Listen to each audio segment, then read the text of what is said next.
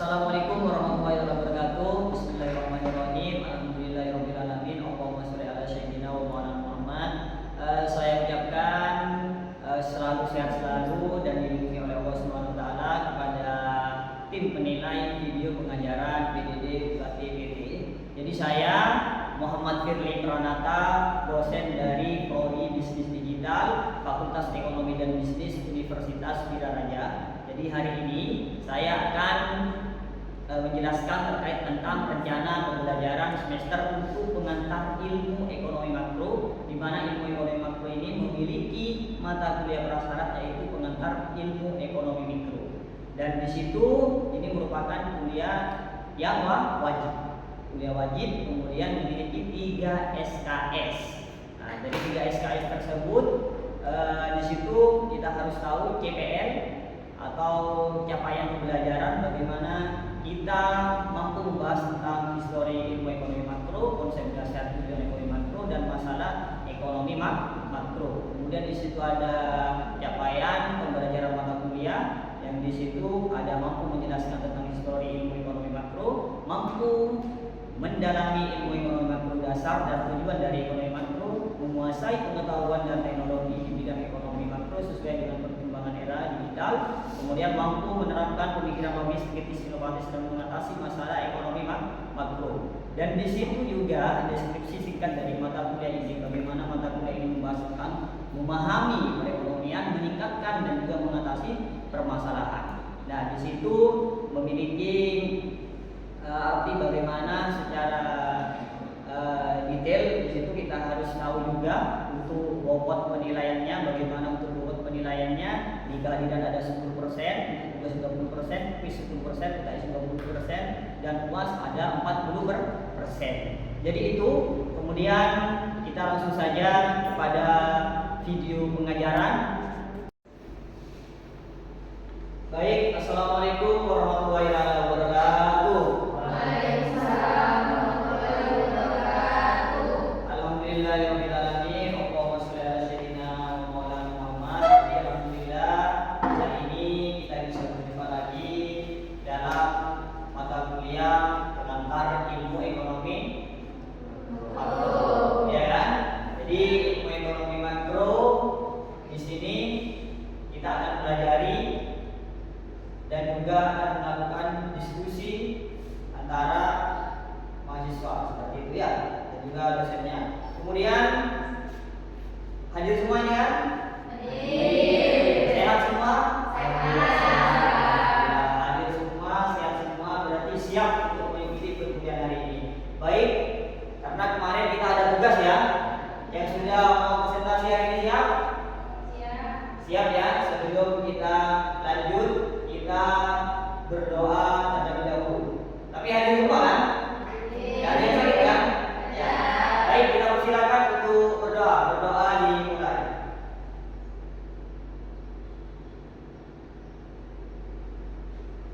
Berdoa selesai.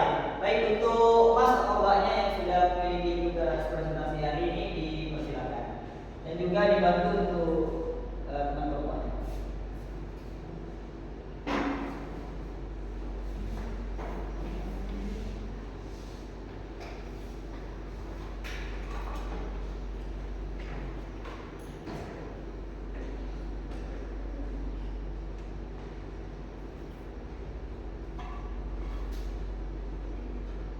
Jadi untuk selama presentasi ya, mohon untuk disimak ya, mohon untuk disimak karena ini sangat penting untuk kalian.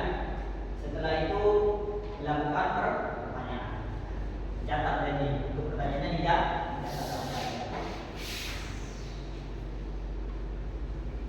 Baik, dipersilakan untuk penjelasannya. Assalamualaikum warahmatullahi wabarakatuh. Waalaikumsalam warahmatullahi wabarakatuh. Selamat pagi teman-teman semuanya.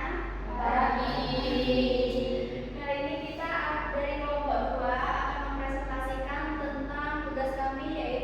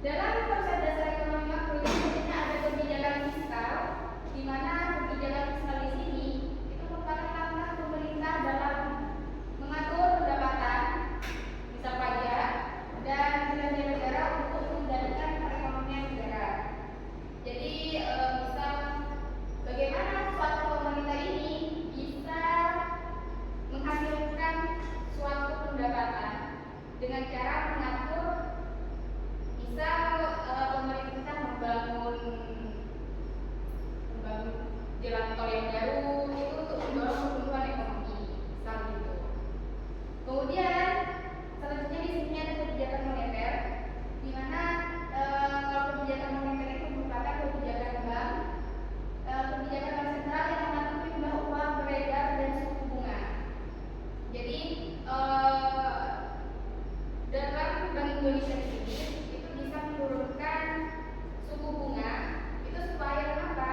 Agar kredit lebih murah. Biasanya kalau misal suku bunganya itu tinggi, maka juga orang enggak meminjam uang terhadap bank. Gitu. Jadi kalau misal suku bunganya rendah, itu maka juga bisa menarik orang untuk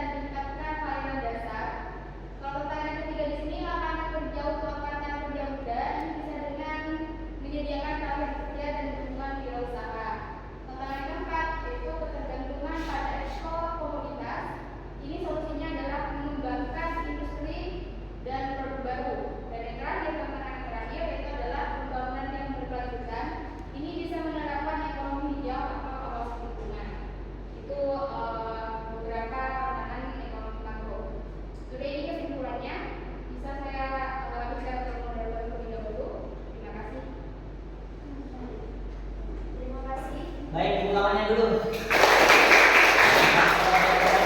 Silakan dulu, moderator. Mungkin ada yang mau bertanya, silakan. Sebelum saya menambahkan terkait tentang materi atau menggunakan apa yang sudah disampaikan dari Pak Guru. Ya silakan, moderator. Oke, mungkin teman-teman setelah menyimak dari materi yang kami sampaikan, mungkin ada pertanyaan? Iya, silakan Kak Deden. Baik, sebelumnya terima kasih tadi sudah cukup banyak yang dijelaskan mengenai ekonomi makro dan juga ekonomi mikro. Dan di sini saya tertarik untuk meminta penjelasan lebih lanjut mengenai ekonomi makro. Di sini saya minta tolong kepada pemateri berikan sedikit penjelasan mengenai hubungan dari variabel-variabel dalam ekonomi makro. Mungkin hanya itu. Terima kasih. Ya, terima kasih atas pertanyaan. Mungkin bisa langsung dijawab, tidak apa-apa ya Pak? Ya, silakan. Ya, untuk pertanyaannya sangat menarik. Di sini memang tadi saya menjelaskan beberapa variabel, bukan menjelaskan, cuma menunjukkan variabel-variabel besar dalam ekonomi makro. Itu di sana kan ada beberapa nasional ya, tingkat pengangguran, inflasi, pertumbuhan ekonomi dan lain-lainnya. Jadi semua variabel ini sangat berpengaruh Kak Didier. Misal nih, jika penganggurannya tinggi, maka pendapatan nasional, pendapatan negara akan menurun. Nah, kemudian juga jika inflasi itu tinggi, maka daya beli masyarakat juga melemah, sehingga pertumbuhan ekonomi itu bisa melambat. Jadi dari variabel ini itu bagaimana kita mempelajari bahwasanya variabel ini merupakan bagian dari sebab akibat dan sebab akibat antar variabel dan menjadi dasar untuk pengambilan keputusan yang dimana tujuannya untuk menciptakan pertumbuhan ekonomi yang berkelanjutan dengan cara yang lebih baik. Itu Mas Dede, bagaimana dengan jawabannya? Sudah dipahami. Sudah bisa diterima? Bisa diterima. Selanjutnya. Baik, satu pertanyaan aja saya. Jadi saya minta ya seperti itu untuk mendapatkan ini. Jadi terima kasih. Tepuk tangan dulu untuk ya, sangat luar biasa. Sudah ada respon juga pertanyaan dari teman-temannya. Dipersilakan untuk kembali ke tempat.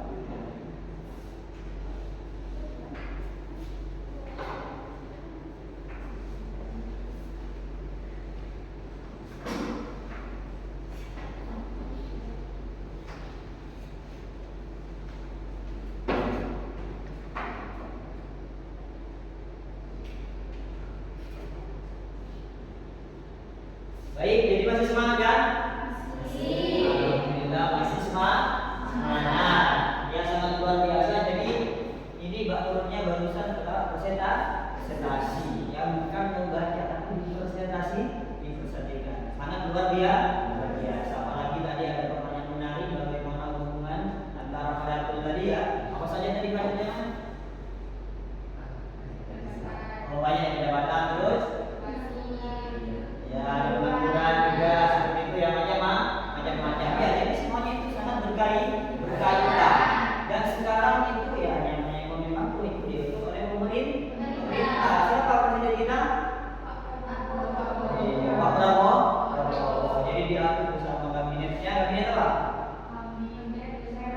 Iya, Prabu. Jadi seperti itu ya. Kemudian di sini terkait tentang ekonomi makro itu sendiri, sebentar ini.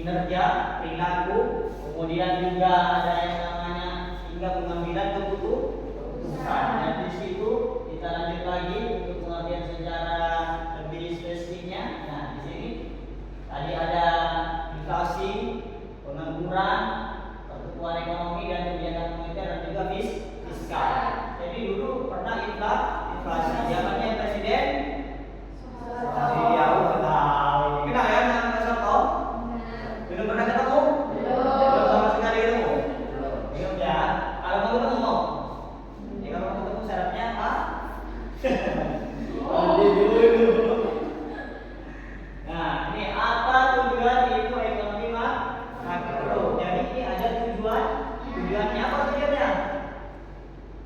Apa? meningkatkan pertumbuhan ekonomi. Ya, meningkatkan pertumbuhan ekonomi. Pengen nggak balik nanti jadi pejabat?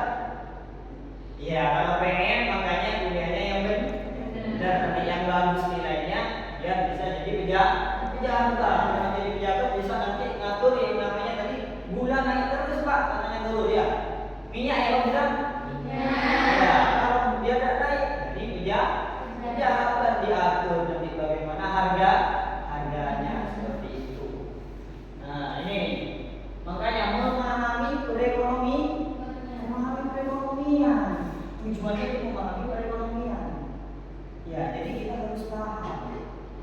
Karena kita pemerintah, ekonomi makro adalah pemerintah ya kan, harus paham kepada rakyatnya seperti itu paham.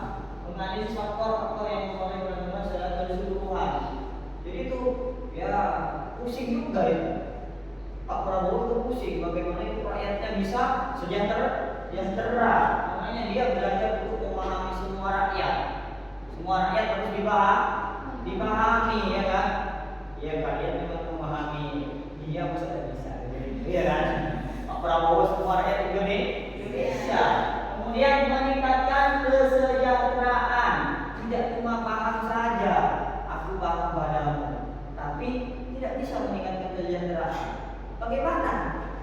Apakah itu yang namanya paham ya? Tidak paham masih meningkatkan. Bagaimana caranya? Kan itu dicari bagaimana caranya untuk meningkatkan kesejahteraan masyarakat melalui kebijakan ekonomi yang tepat. Oh, dicari apa yang tepat? Oh, ternyata Pak Presiden masih apa? Yang siang-siang? Ya, ini tahu ini artinya makan siang. Iya, makan siang gratis biar rakyatnya itu semuanya biar generasinya itu sehat seperti itu ya. Kemudian mengatasi masalah ekonomi ya, itu diatasi masalahnya dari setelah paham, setelah dijelaskan kesejahteraannya pasti ada masalah seperti di dalamnya. Makanya ditulis permasalahannya. Ternyata ada inflasi. Bagaimana ini harus turun ini terus, jangan naik terus ini Pak pemerintah gimana ya? Seperti itu dia dicari. Makanya jangan nganggur. Kalau nganggur akan banyak terjadi inflasi juga. Kalau banyak para pembuka usaha atau UMKM maka inflasi akan sedikit. Karena berputar, ada hubungannya, ada tingkatannya, maka kemiskinan akan tidak ada. Bahkan sekarang sering bertanya itu anak-anak, nganggur Pak, sulit lapangan pekerjaan. Padahal Indonesia kan? Indonesia kan tahu sendiri kan? Indonesia ya kan tongkat aja di tanah, jadi apa? Jadi seperti itu. Ini apa saja manfaat ilmu ekonomi makro? Jadi apa manfaatnya di sini? Ada apa aja itu? Ya, terus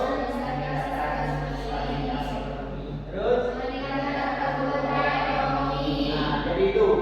Jadi membantu mengambil keputusan, meningkatkan stabilitas ekonomi dan meningkatkan pertumbuhan ekonomi. Jadi semuanya itu harus stabil, harus tumbuh, harus berkembang hingga akhirnya menjadikan rakyat Indonesia ini damai dan juga tentram. Nah, ini konsep utama dari ekonomi makro. Tadi sudah dijelaskan ya sama Pak Gubernurnya di sini ya. Sudah dijelaskan secara detail ya. Padahal saya belum minta untuk perhitung-hitungannya ini, masih nanti untuk yang selanjutnya tidak apa-apa. Sangat luar biasa. Ini ada PDB, ada inflasi, pengangguran, kebijakan moneter dan kebijakan fiskal. Jadi semuanya ini sangat berhubungan. PDB di situ terkait dengan barang dan jasa, bagaimana tolak ukurnya, kemudian inflasi, bagaimana barang dan jasa, kenaikannya harus diatur, ada pengangguran, jangan sampai